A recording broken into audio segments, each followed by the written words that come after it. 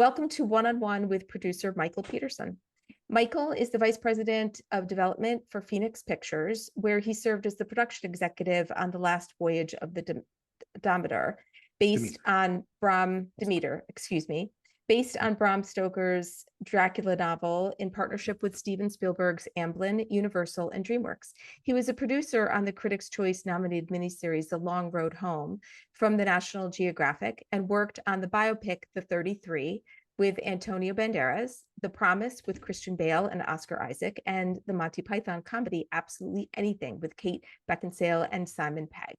Phoenix Pictures is known for producing critical and commercial hit films, including the Oscar-winning film Black Swan, Martin Scorsese's Shutter Island, What to Expect When You're Expecting, The Thin Red Line, among many others. And tonight, we're also joined by Executive Director and Partner at Pipeline Media Group, Matthew Misetich. For the past 20 years, he has overseen all divisions, including script, book, and film, as well as being the visionary for our newer divisions, Pipeline Artists and Symposium. He's based in Los Angeles and is a partner at the independent publisher Fringe Press. So I'm going to slide off the camera and leave this to you two gentlemen, but I am in the background if you need me. All righty. Thank you, Jeannie. I'm glad you mentioned it for everyone to drop where they're from, because it's wild to me every session how many countries are represented in all these events. So that's pretty cool. So yeah, like Jeannie said, huge thanks to Michael for taking the time. It's not really often that newer screenwriters, I'm assuming the majority of the crowd are newer screenwriters. I define newer as anything under writing for 15 years at this point. But it's not often they get a chance to talk to an actual exec who's on the ground floor of things, and we are all extremely appreciative of your time. So I will say thank you now. I'll say thank you at the end, and I'm going to send you an email a week later saying thank you again. So, and there's 500 here today. I think the attendees are probably going to be a little less for the live one, but we did get the max signups. So, okay, so there's a lot to cover, and the hour is going to go by super fast, and it's going to feel like we're skipping around a lot and maybe answering some questions that feel a little basic, but that's just the nature of these Q&As, and I'm going to try and get through as many as possible and try to skip over any ones that feel a little too like, well, you can Google that. So I want to make the most use of Michael's time. So that said, I'm going to start before I hit the Q&A box. I'm sorry, I'm cheating, and I'm going to answer one of my own questions to start. Kind of a softball question too. This is kind of a mostly, I think, obvious answer for you and I, Michael, but there's so many writers that just have no idea unless they're talking to industry people. What are kind of the genres and the subgenres that people want to read at the moment, or is it kind of across the board? And also, second part of that question, has that changed in the last 5 years and 10 years? And we can kind of get into the why of that maybe later, but just want to hit upon the genre question first. It's a great question. Let's just go back a little bit. Like, the movie business used to be most movies were dramas and everything else were in subcategories. And, movies were made for this mid-budget range of $20 to $50 million. And it was a great script and a great package and a great cast. And, it would go and get made. And that middle range has really dropped out of this. And so, the dramas are harder to do. They're like, oddly enough, they're like the thing that has built the movie business, but they're really difficult to get done today. And so there's like a reticence for people to tackle them. The onus on them gets gotten really high, and the other categories and other genres outside of dramas have kind of been elevated to things that are more theatrical or have more spectacle behind them. And so, like, horror is still a very communal experience, and so there's a lot of interest in finding horror out there in the marketplace. Comedy has suffered a difficult road the last 5 to 7 years. There's been a lot of political changes in the country. There's been a lot of cultural changes in the country. There's been a generational shift in talent. There's been difficulties theatrically in the business. And so there's just been kind of, while everybody loves comedy, I think it's just been a harder road for people to figure out. And so there's been less of a desire for it. They moved more to TV than movies.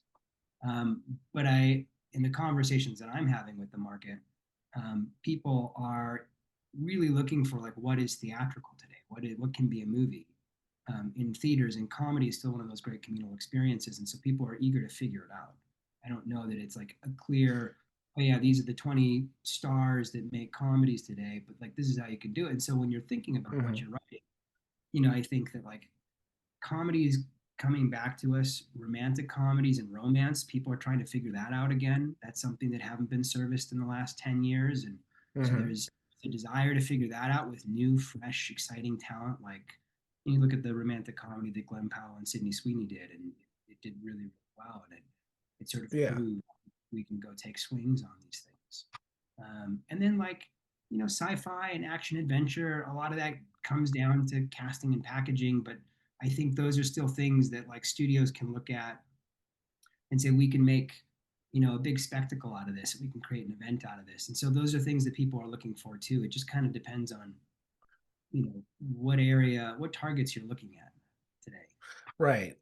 So if I'm a writer and let's say I mostly write dramas, and drama is such a broad, I mean, there's so many different variations. It could be more of a speculative, I'm using a book term, but like this futuristic drama or sci-fi drama, but it's still a drama.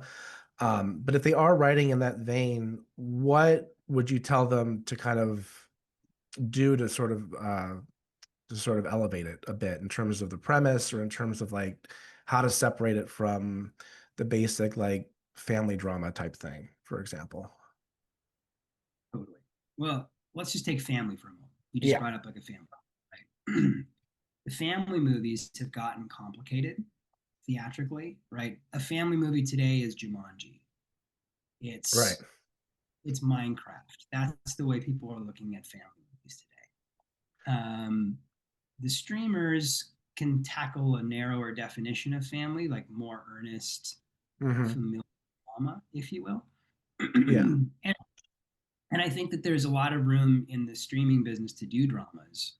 It still has, this is just from a producer's perspective, you still have the challenges in the market that you have to figure out with finding the right talent that can get that made and the right directors and things. I think they're trickier theatrically than they used to be. I think there's a few things you can do to keep to be to set yourself up better than not. One, the $100 million historical drama is very difficult to pull off, almost anywhere. Right. And so like if you're writing any kind drama, of period piece for that matter, right? We can just throw it in there unless it's a contained, very unique sort of thing where it's not these big set pieces. People are allergic to them, and then they work, and then people go, oh well, that worked because of such and such reason. And that doesn't mean that people don't like them. People love period dramas. Look at there's Bridgerton is a great example of a way into a period costume drama that's a little different and a little fresh and kind of has a YA bend to it. I think if you're going to look at like a drama or a period, finding a way to cross pollinate that genre in like a fresh way is really interesting. It's a great example. Bridgerton is a drama, maybe a melodrama if we want to go there, like romance. There's like a romance component to it. There's a drama component to it. There's something stylish and fresh about it. There's something young about it. So I think it appeals to a younger audience. The concern that everybody has with this is that dramas are harder to market to younger audiences they're paying attention to TikTok. And so it's harder to sort of thread the needle for them. But if so it really is an attention span thing, like with TV, with the second screen show and that sort of thing. It's bled over into theatrical in terms of how are you going to market this and make it sound juicy and totally right. Yeah. I mean, and look, this is a problem of the moment. The movie business is in an acute inflection point right now, and we can talk a little bit about that in a minute here too. I like to talk a little bit about like where everything is, because it really helps you figure out what the challenges are as a writer. In a way, I think that like you take the Leonard Bernstein picture that Bradley Cooper did. That took Bradley Cooper writing and directing, starring in the movie, Martin Scorsese and Spielberg co-directing to get that movie made for Netflix. Yeah. Right. And even like the Universal released movie or something that was big and in theaters everywhere, right? So it just Yeah. goes to show, like, you know, like, and that was kind of like a down the middle biopic on Leonard Bernstein, and it was a stylish directorial take on it, but the story was Mhm. pretty in the middle, right? Right. And so I think that, like, you know, writing it in a more contained way is really important. You know, when I look at, like, I have dramas that I'm producing, that I'm working on, that I believe in, that I'm excited by, the kinds of movies that Hmm. our company does, that I do. You know, we try to look at it and say, like, where does the marketplace live on these things? Well, this is going to be really cast dependent. It's going to be filmmaker dependent. If it's a $25 million movie, I don't know that there's a home for it. But if it's a $15 million No. movie, maybe we can figure it out. And so it takes some time to figure out those creative instincts about how much scale you're imbuing in this, or how long it, you know, but like, if, you know, if you can come up with that premise that hits that, it gives you more runway to figure it out from a producer's. Yeah, let me grab one of the questions too on that note. As a higher level development exec producer, what types of projects are going to stick out to you the most? I guess specifically for Phoenix, because I know there's, there's a range of genres that you're really most interested in. But what I guess what are the intangibles in a script that you're really going to cling to? It's great.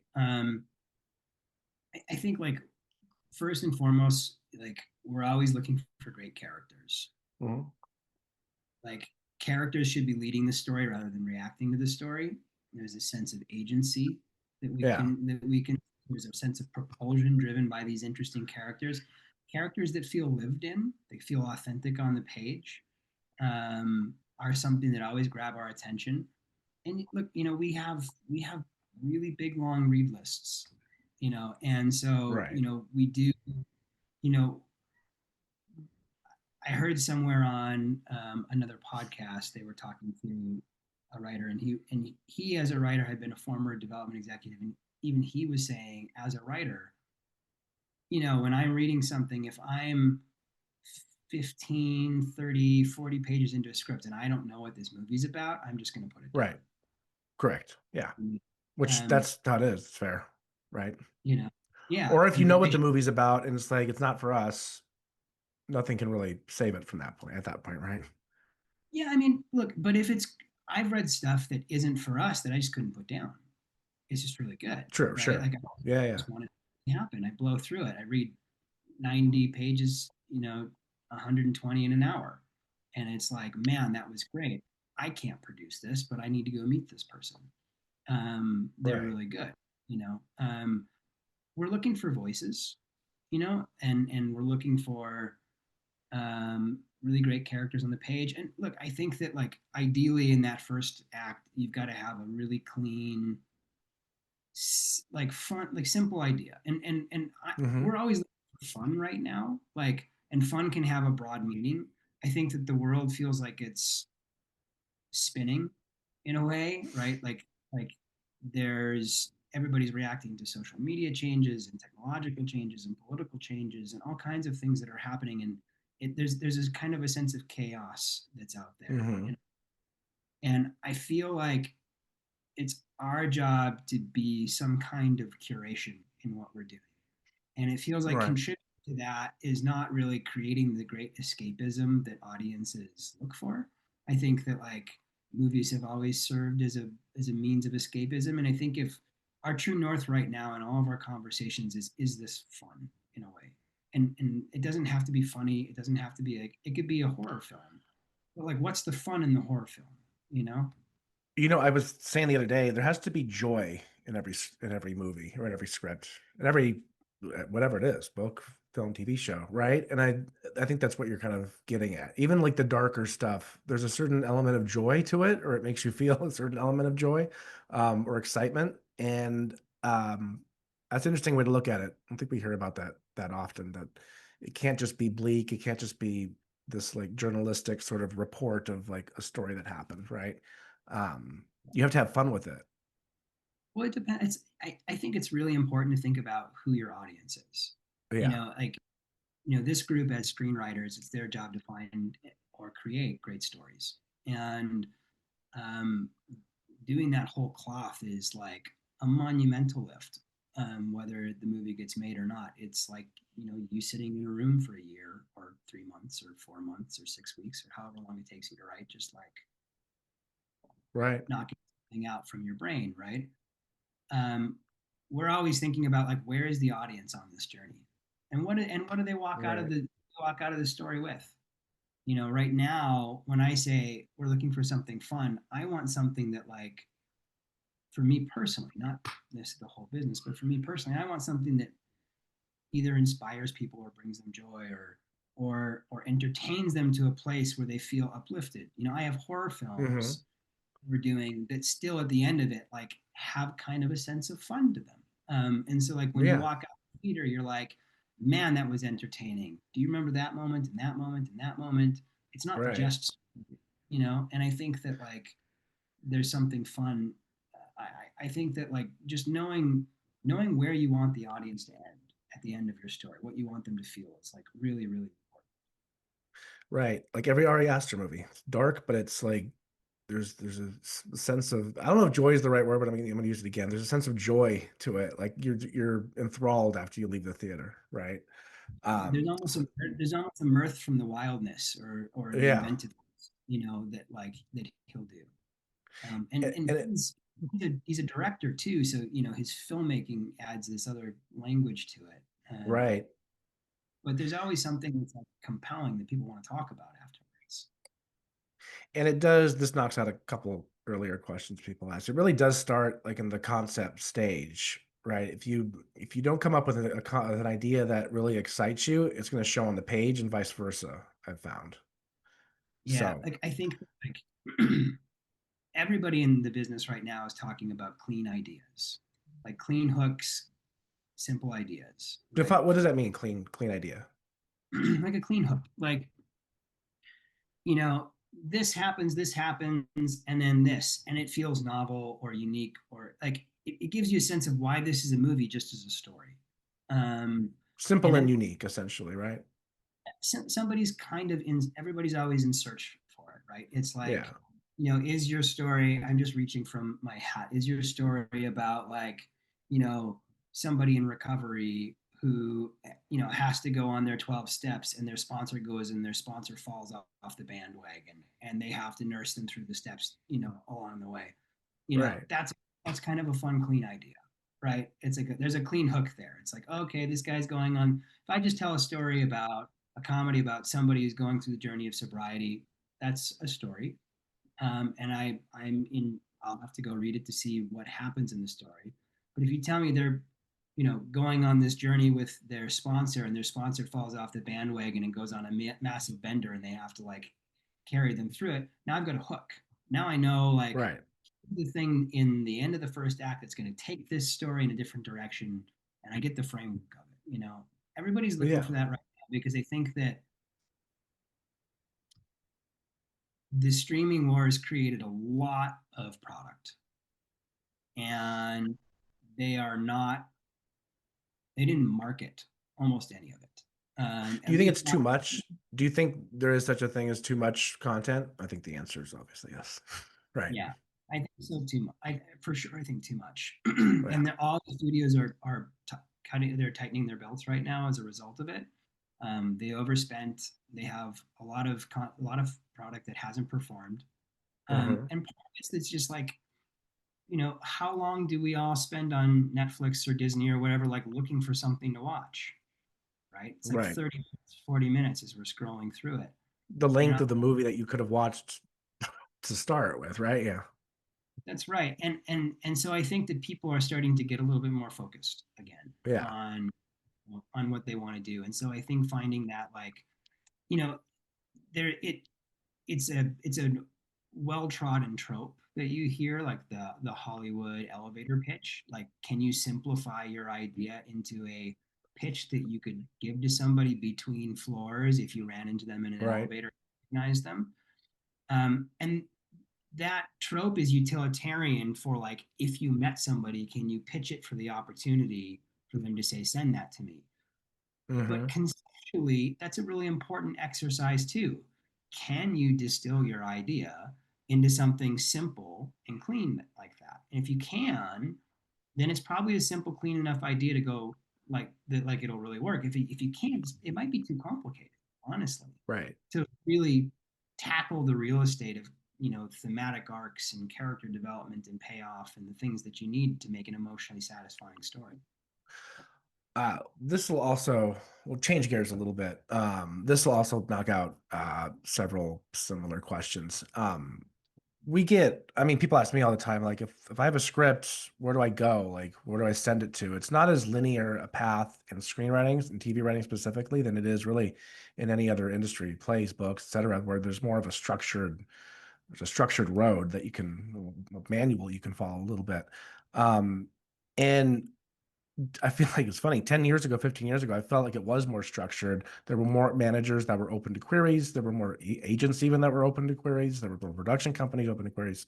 I don't see that as often anymore. It's like you have to go through different other channels, whether it's a contest or a fellowship or it's a networking thing where you introduce, you get met, or you get introduced to a manager through a friend or whatever.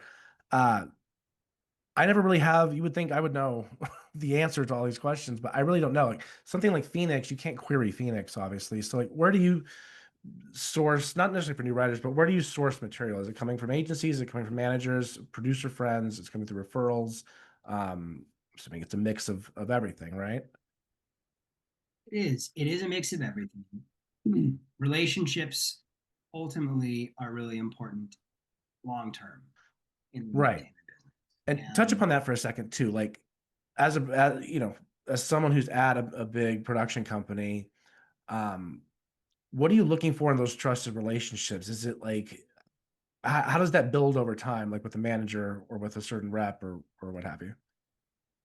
it's a great point. Look, I think that finding people whose taste is aligned with your taste is really important, because we only have so much time in the day to address things or to move things forward. And when we want to take something Right. on, the ideal is that we're taking something on that we have a plan for, whether we can get it there or not, or whether we can get it over the line. That's the challenge of producing. But Yeah. I think that like first finding somebody whose taste you're aligned with, those are people that like I probably share a number of things back and forth to find, you know, the understanding of that taste-based relationship. They'll share a few things that they like. I'll read a few things, say like yes, no, this doesn't work for us, et cetera, et cetera. We go back and forth. It's more fluid of a dynamic to build that relationship, Hmm. than sometimes I've had, so to go back, a lot of the material that comes to us will come from literary agents, they'll come from literary managers. Sometimes we'll see books that we're interested in or some kind of form of intellectual property, we'll go that route. Um, and sometimes it's like a filmmaker relationship or a producer colleagues that Hmm. bring us and say, hey, this is something that we're working on and we're excited by it. Are you guys interested? But the touch point of familiarity to cut through the noise in our inbox and is always helpful. Yeah, But it's a point I bring up too because we're telling all these writers that these are the types of genres that are hot right now. These are the ones that are maybe not as high in demand. But even within that sphere of requests or that sphere of criteria, everyone is going to have their own tastes. The erotic thriller that works for one person isn't going to work for the other person, right? And you just kind of have to know how to navigate that from a writer perspective. If they're trying to find, I would assume they are, or would recommend they are trying to find a manager if they want to be a working screenwriter. What's kind of your I know you're not a manager, but what's kind of your guidance on that front as far as how to find a good manager and any tips you can kind of sort of give on that sort of search? Because I'm assuming 99% of the writers in this session are uh, looking for rep. yeah, look, it's a good question, and there's no like simple, straightforward answer to it.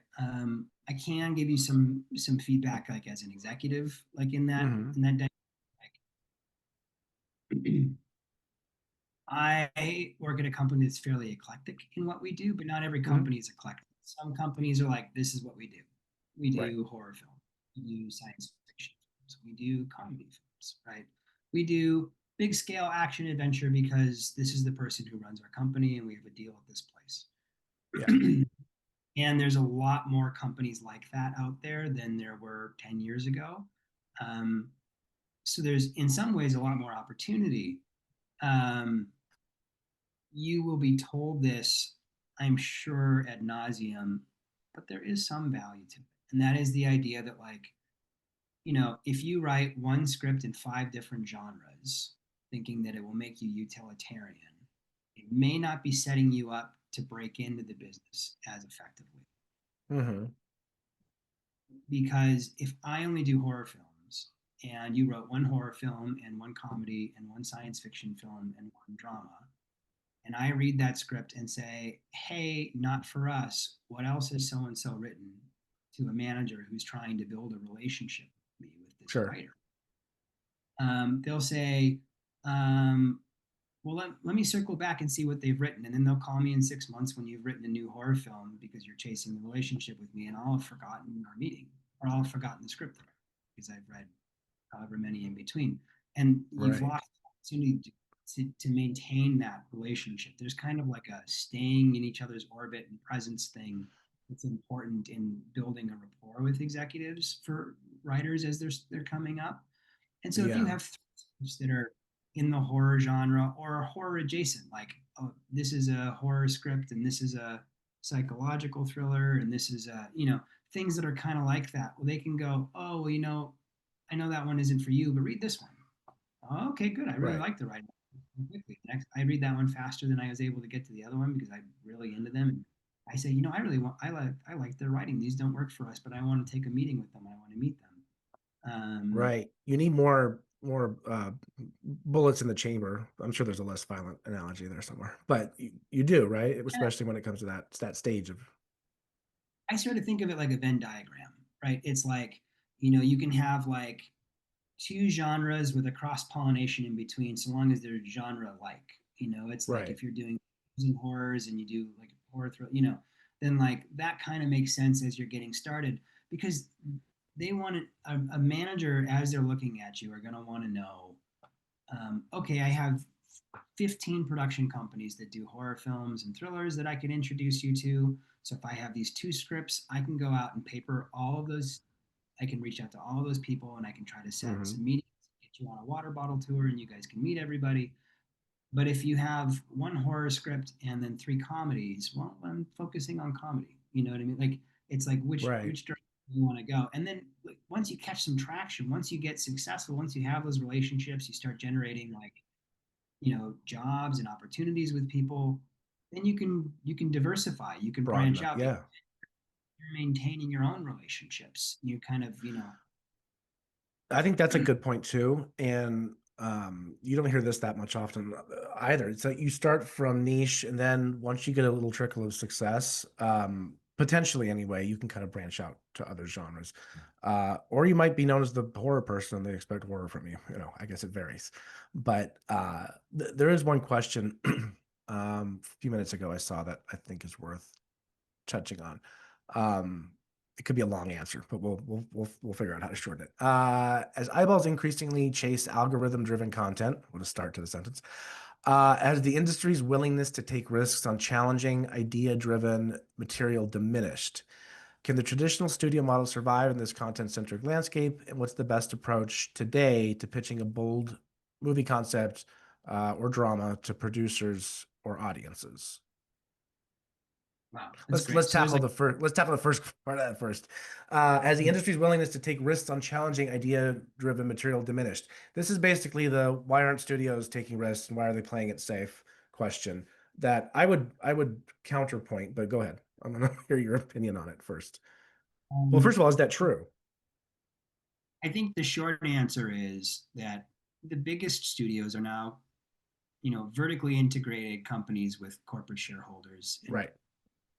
most of the time, those corporate shareholders are not movie people. They're not people that came through the ranks as junior executives or agents or managers and have seen how movies have gotten made. They're trying to Mm-hmm. take an approach to mitigating risk and maximizing profit to the movie business, which just kind of economically and holistically can be a profoundly profitable business, and is a very profitable business, but it's not like linear steady growth the way that like a lot of these shareholders want and expect. And so one of the ways that they lean on the studios is to say, embrace existing intellectual property. It's risk mitigation.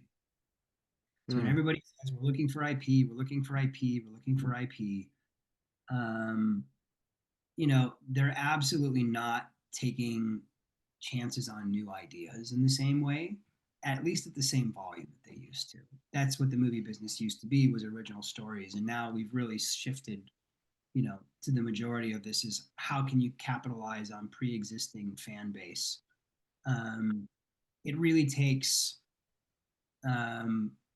talent that they want to be in business with, or like, or a really great script, that like everybody's really excited by, but that really great script still go gets the talent and the directors and whomever to go take that swing and create that new original IP and story. Right. A studio system level to do it internally.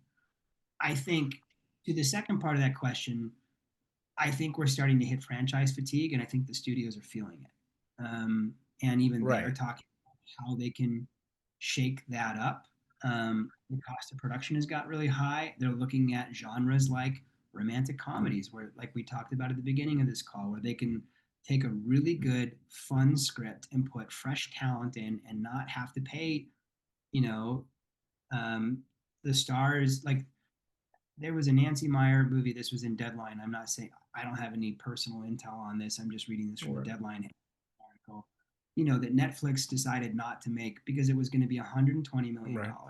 Right. That I broke had to their. read that 3 times when I saw it. I wasn't quite sure. To It take was like place the on the movie moon? was going to be like 50 million with cast buyouts, and Nancy wanted 30 or 40, and it was like, well, but that's not worth $120 million for a Right. streaming. You know what I mean? Like the romantic comedies were movies that were everyday circumstances that were heightened and romantic and funny with really great stars you could fall in love with. And so, like, I think that because we're in the process of discovering new talent and we're in this great inflection point from that perspective, there will be an embracement of leaning into new ideas. And so I think across different genres, horror, romantic comedy, I think you're going to see people leaning into new ideas and new IP. You'll see Right. it some in like action adventure and science fiction, but the bar goes higher because the budgets go higher, right? Right. Like, going to do $100 million sci-fi movie, they're going to go spend 100 million. They're going to market 50 to 60 or more million against that. The movie has to make 400 million, $360 million Right. domestic, across just to break even.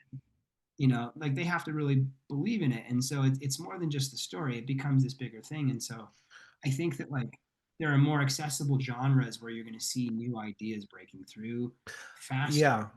I totally. And I think look, I want to see more original specs sold and more original movies made, and the next like Defending Your Life. If you haven't seen Defending Your Life, I highly recommend it. It's from the 90s.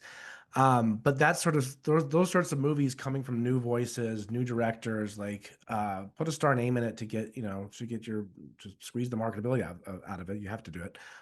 But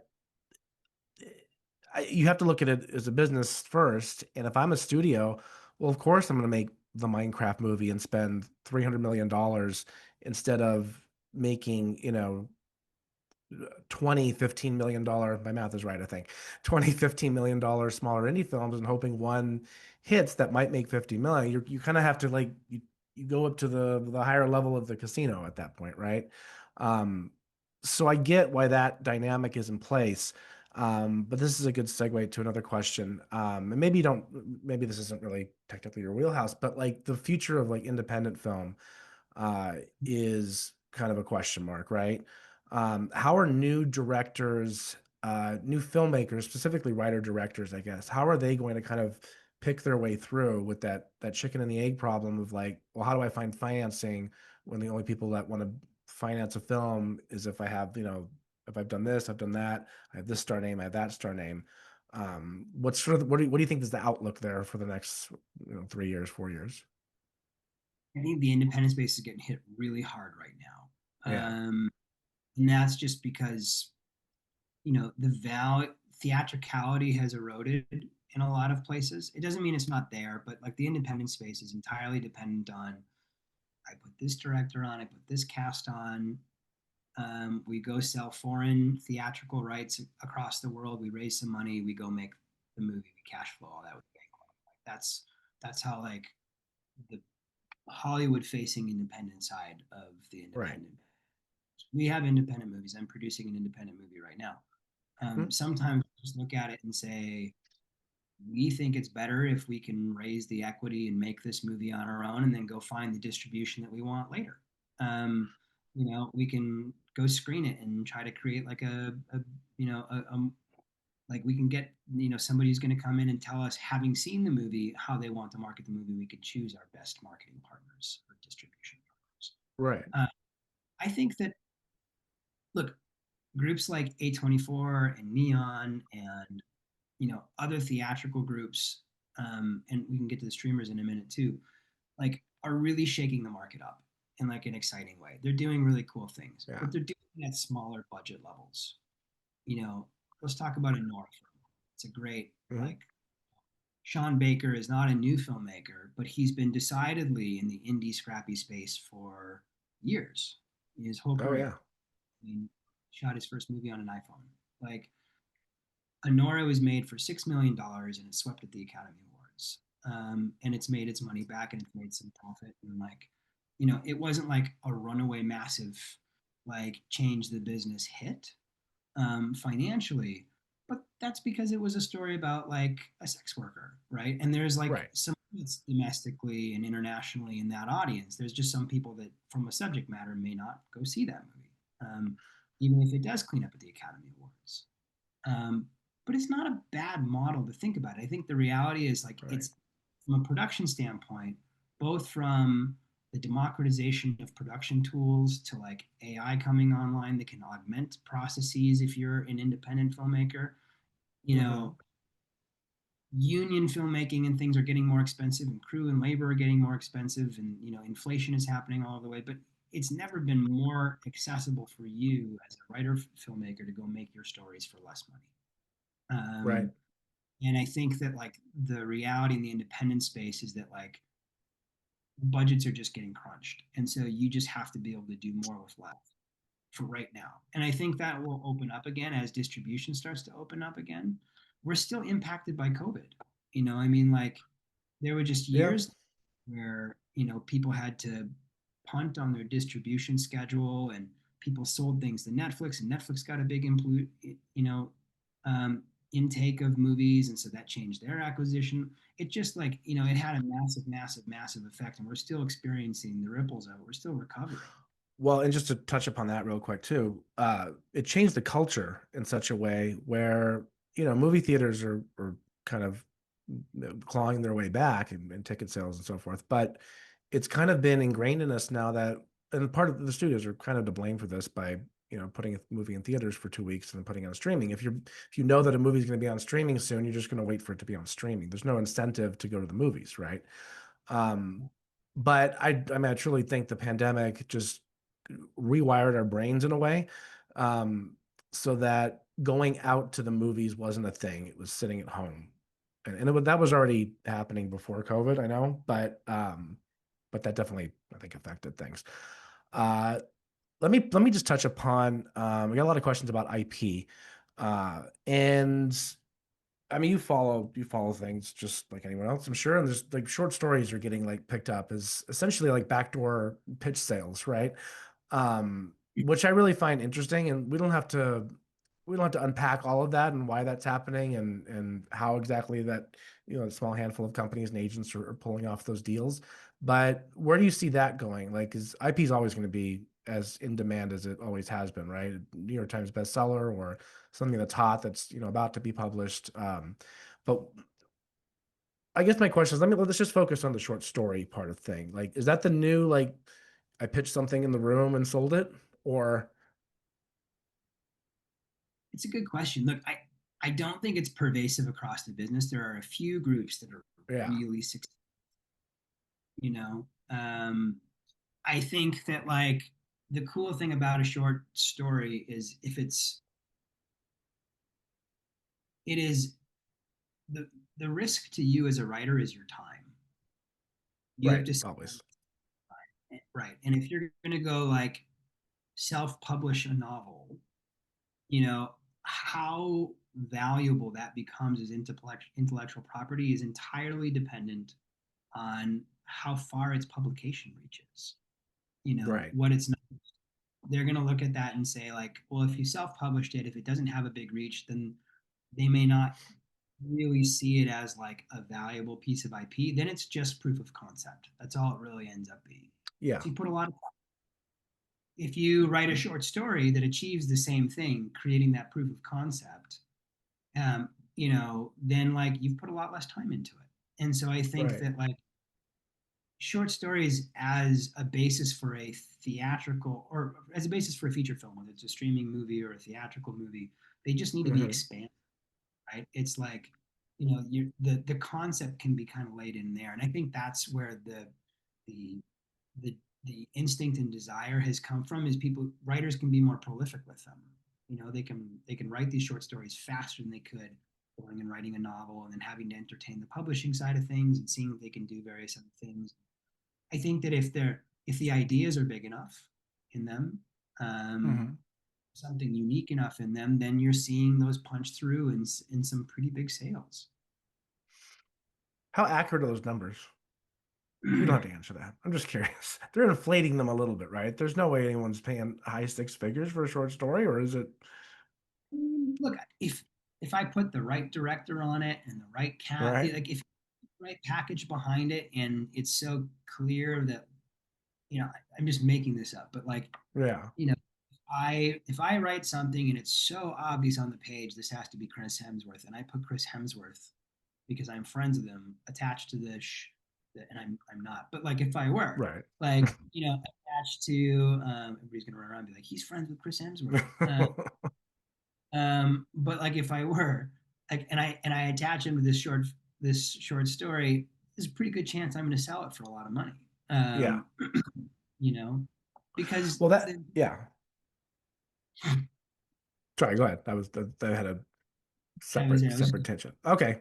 We, so, can see like, oh, this is his voice. He's attached. This is going to be a big deal. yeah. It's worth money. Yeah. Related to that, someone had a question, it was actually on my list too, about how writers, I tell writers this all the time now, like they have to really consider when they're writing the script or even coming up with the idea, who's going to play that role, right? So how much should like potential talent come into play when you're writing something? For example, if you're writing a movie with the two leads are in their mid-teens, that's a hard movie to cast, right? Especially if it's a studio thing, then it's nearly impossible because who's going to carry that movie as far as the name? Um, I guess I just answered my own question. It's important, right? Considering talent and considering the role specifically that you're writing. Yeah. I think that like remembering that screenwriting is a blueprint for a movie is really, really important when you're doing Sure. something. And when you put a blueprint together, sometimes you say like, this is an element that I really love, but you have to ask yourself like, you know, can we afford the materials on the house to do this? You know, like there's some of Yeah. those things. And like some of that just takes time and practice and experience to learn. But to your point, you know, there's not a lot of like bankable stars that are teenagers. Right. You're sort of writing for the Stranger Things kids that Yeah. are Which are and they're now like 30 now. Yeah. Too aging late. out, right? That's and so it's like just know that you have a narrower target if you're writing that. You know, in terms of like who are going to be the names that motivate people to go make this. You know, Stranger Things is one of those great apocryphal, that's not even apocryphal, I shouldn't say, but like it's one of those like exceptions that proves the rule in Hollywood where like, Right. you know, these guys got a chance to go make this and it just caught like lightning and became a cultural phenomenon. Right. You know, did all kinds, but it, like right now in Hollywood that just doesn't happen. We don't have that breeding. Yeah, there's not, it's the same thing with comedy, in my opinion. We don't have that breeding ground that is like I mean, we still have SNL, but it's not what it was before, where like Will Ferrell would kind of prove himself there, and Adam Sandler and Jim Carrey on In Living Color, right? It's the same thing on the scripted end, or not the scripted end, but like the sitcoms and the hour-long dramas. It's so hard to like take off and make that young person a star, right? I mean, Mhm. Stranger Things is of course the exception there, and a few others, I You're think. But seeing a lot more. You're seeing a lot more like new stories and a lot more new talent being broken in television, even like limited series or premium television than you are in movies. And I think that's just because right, it's very definitively a writer's medium. You yeah, know, movies are a director's medium. They're the one that makes the movie, they're the one that edits the movie, they're the ones that sign off. And TV, the person that has the top authority on a show outside of the network is the showrunner. They're the lead writer on the show that's going to produce the show over the top of it, because they have to make sure that from episode to episode the story has continuity, that the right, aesthetic choices are meaning, um, and they have to be the person that's across it. Whereas a director will come in and do the pilot and maybe one or two other episodes, but they might not do the whole season. Whereas the showrunner does. And so I think people put the studios and the networks put more value on those showrunners because it's such a coveted, difficult job. hmm. And the ones that do it really, really well get the chance to throw new ideas and things at the screen more often. So you're just seeing more stuff break in TV right now than you are in movies. Um, There's more creative latitude in TV too, uh, which is yeah, interesting because 20 years ago that wasn't the case really at all, right? totally. Independent film was where you had the creative latitude. You still have the creative latitude there. It's just that it's a little hard on the distribution front to get people to watch indie films, even good indie films, right? Um, your point with the Nora is yeah. Oh no, go ahead. Sorry, go ahead. I was saying your point with the Nora was a good one. It's Sean Baker. He's been around for 25 years, won an Oscar, won a Best Actress Oscar, won, all these things, and it didn't make $100 million, right? Um, it's again, I think it's just been such a cultural shift on like what we're willing to spend money on and what we're willing to wait for streaming, you know. Um, let, I was going to say, yeah, there's a quick button line on how important is casting. The studios like to think of like stars in movies. So if you have a coming of age story, you could write it with just the two kids and doing whatever, or you could come up with some really meaty roles and storylines for two movie hmm, stars to come. And suddenly, your audience viewership goes from this to this. yeah, Um, it sort of changes for you. And the last thing I'll say in that, there's a great book. I was really lucky. I got to work with Robert Town before he passed away. And Robert hmm, Town, among the screenwriting community in the entertainment business, has been considered like one of the greatest screenwriters like of all sure, time. Really incredible. And he wrote a book, and it was a publication of two of his scripts, Chinatown and The Last Detail, and he had a forward hmm, that he used in this book. And I heard him say this in person, but he also put it in the forward. And you can go find the book if you can find it in print, or maybe it's on Amazon. I'm not sure. I found it at a bookstore. right. It says, cast somebody in your head for the characters that are in your story, living or dead. It could be President Roosevelt that you're channeling. It could be your mailman. Right. It could be Chris It's Hemsworth. it's a very wide range there. Your friend, Chris Hemsworth. Yeah. But what he's saying is channel a voice, channel a Right. character, channel somebody that's real, and they will come alive on the page, and people will respond to your writing as such. That's great advice, honestly, and I haven't heard it before. I know you took it from Robert Town, but I'm giving credit to both of you on that one because I actually hadn't heard that. Everything. Right. Because at least it gives you a foundation for a visual and not necessarily lets you emulate that voice, but at least embodies a certain character and then you kind of make it your own. On that note, actually, I had another question. I think someone else asked it, or at least it was an adjacent question about what I guess demographic, but really age range for, what is that role in your script? Like, what's the age range? It shouldn't be under 25, let's say, or it should be something for a female, for an actress in their 40s or 50s. Like, you want to hit the range where you have the more options for star talent to get attached, right? Yeah, I mean, ideally, like Yeah, if you're writing a movie right now, TV has its own separate challenges. But like if you're writing a movie right now, the way that we look at the movie business, since it's kind of been fractured a little bit, like Netflix is its own ecosystem, Amazon is its own ecosystem, Apple has ways that they make decisions that are different than the way that the other two totally. streamers do. Warner Brothers is upside down. The rest of the studios are all doing different things, and everybody has. It used to be that if I had a movie and I put this package together, I could get all five major studios theatrically to say, yeah, that's a movie and that's a good package, and we want to make it, and Mhm. we pick which one was best. Now you have algorithms telling you what you do. You have maybe like an actress that performs really well on Netflix that doesn't really translate a whole lot theatrically Right, to like at least like Warner Brothers or Universal, maybe creatively, but financially they don't have the same kind of visibility or celebrity or reach yet. But they're very meaningful on Netflix. They were in the top show or whatever, right? And right, so like, we kind of have to look at things and say, okay, the things that we're going to take on, we want to have the most versatility for in a way. And I think it's a good way to think about writing too, right? So yeah, if you're going to make that choice, there are more actresses between 25 and 40 than there are between 20 and 25. right, Your story, if the story that you want to write is a lead who's 22, you know, maybe there's a couple of roles that could be really important to the movie that are in their 30s or 40s. You could go find, that like could be impactful and could be really well written, and you could go cast people around them so that you just have right. some more marketability with some more established actors and stars. And then the hope is that you'll be able to go find somebody who's up and coming or maybe has had that big show on Netflix that you can put in this because those other two actors are doing the lifting of carrying the marketing needs and the value and the things that you need.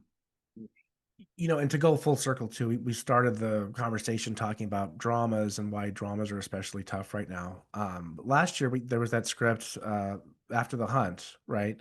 The writer's name suddenly escapes me, but Julia Roberts is attached. It's getting made.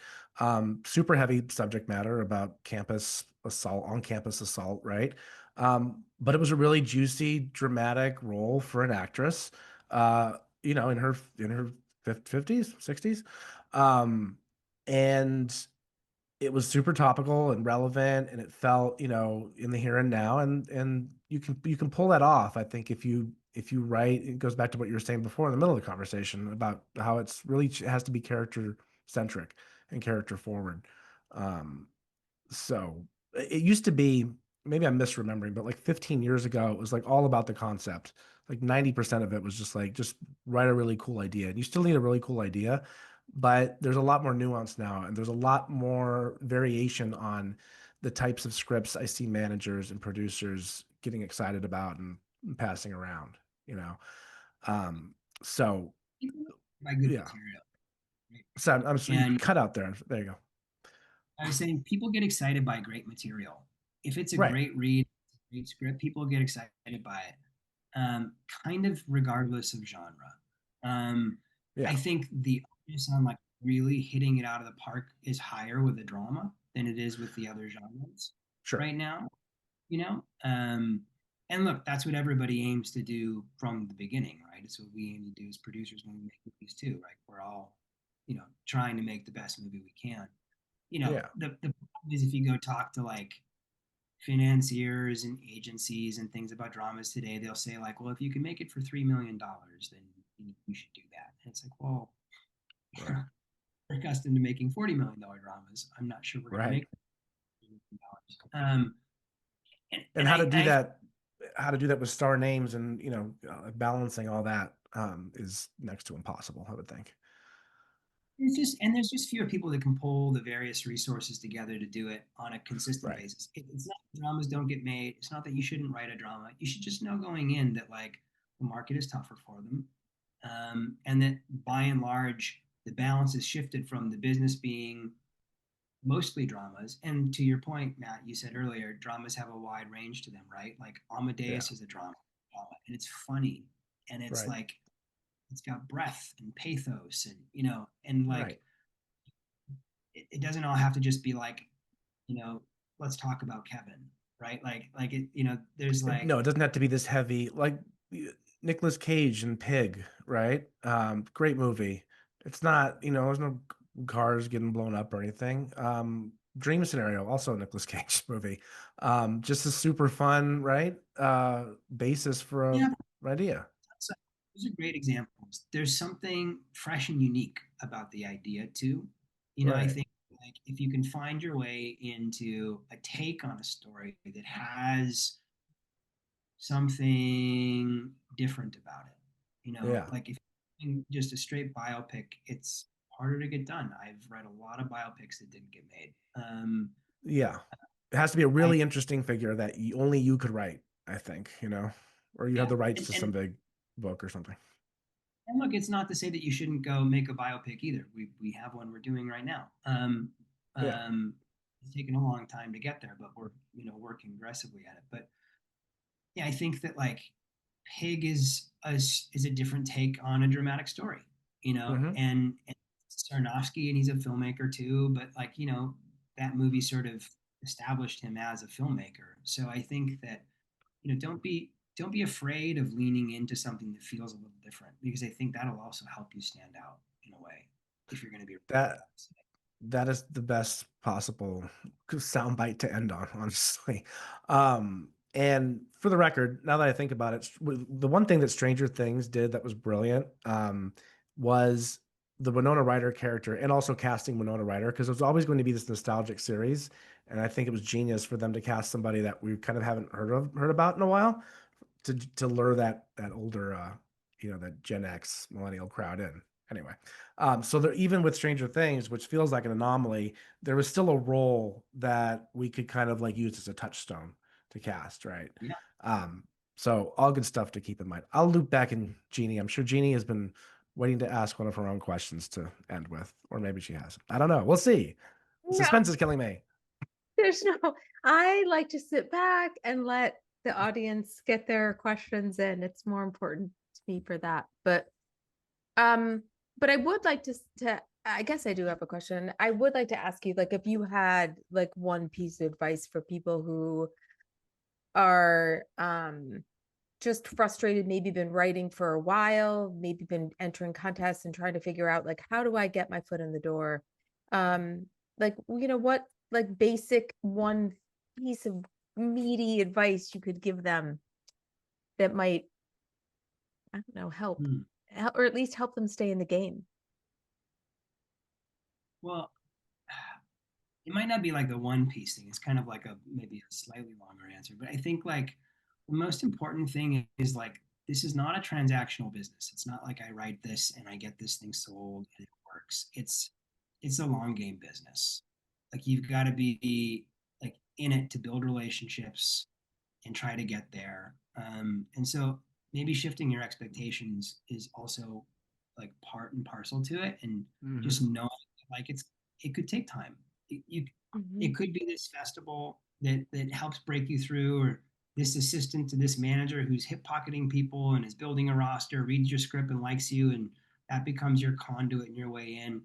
Some of it's luck, some of it's timing, some of it's like coming out and trying to meet people where you can. You know, there is a reality to the movie business that like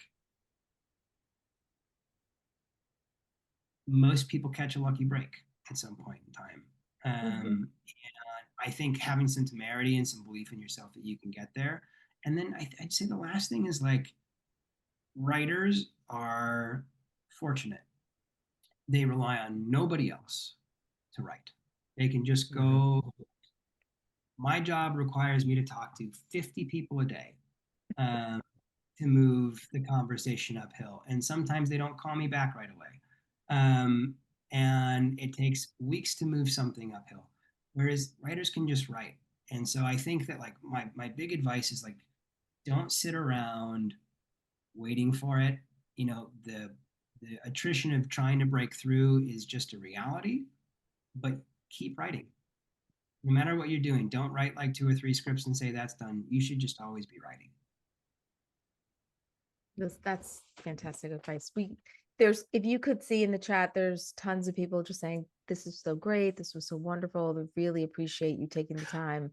I did see one depressing comment, but I mean, Oh, stop it. Don't we're not read that. trying to depress you. We're just, these are the realities of, breaking into the film industry right now. But I do, from my perspective anyway, as far as like the requests that we're getting and the movement I see on some of the script pipeline finalists and winners, the past year or two, actually, it's all kind of headed in the right direction. Everything's kind of on the cusp and just waiting for the dam to break, I think. So things are headed in the right direction post WGA strike, that's for sure.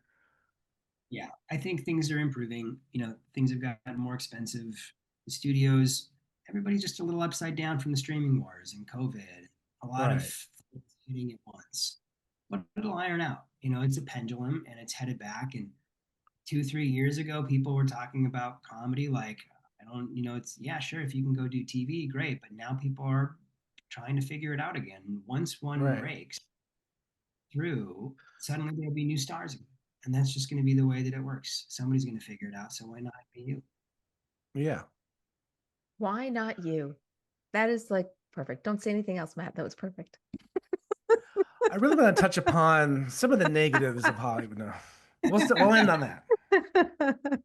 No, that's great. Um, Thank you, Michael, for taking the time again. And My pleasure. And before you guys go, before all the audience goes, I just want to let you know we have a couple publishing ones, symposiums coming up next, but the ones that relate to screenwriting, we have a wonderful one coming up on July 9th with Lee Jessup.